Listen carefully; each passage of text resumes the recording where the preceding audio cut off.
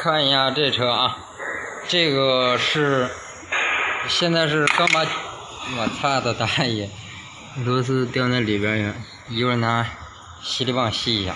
刚把减震拆掉，这个车是什么情况呢？车主反映说是这个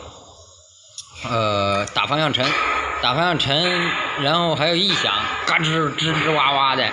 然后只有右边响，就是特别是大众这车啊，你别管迈腾还是速腾还是这个宝来还是朗逸，就这几个车时间长了，这个压力轴承特别爱出现这毛病。不管这几个车，还有其他车，你只要是有可能方向盘沉，但是你换完助力油和助力泵也换了，还是感觉沉，跟新车的时候比不上，那原因就是这个压力轴承磨损了，然后导致方向盘沉和有异响。然后这个车异响我让你听一下，现在这个是新的顶胶，然后轴承呢特别小的，这个是新的轴承，压力轴承，它全靠它顶着这个车体呢，然后方向盘在左右转动，全靠这个小轴承在转动。然后现在我转一下就能听见这个异响，听见了吗？噗噗跟放屁似的。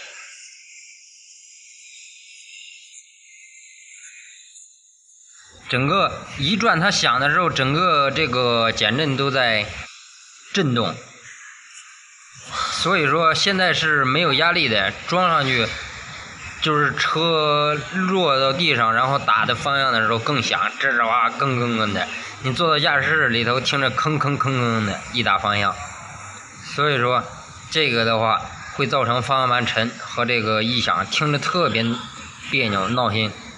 现在空转的话就能听见，听见了吧？然后我现在是因为我之前他跟我说完之后，我就说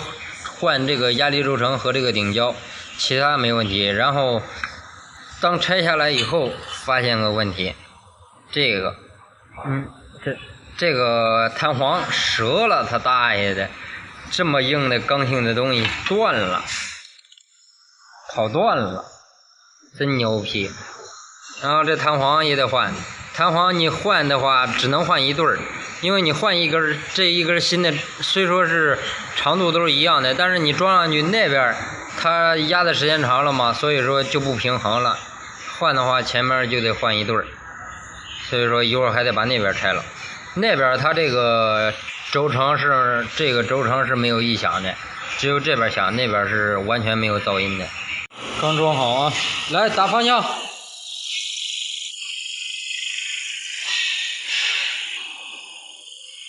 没了吧？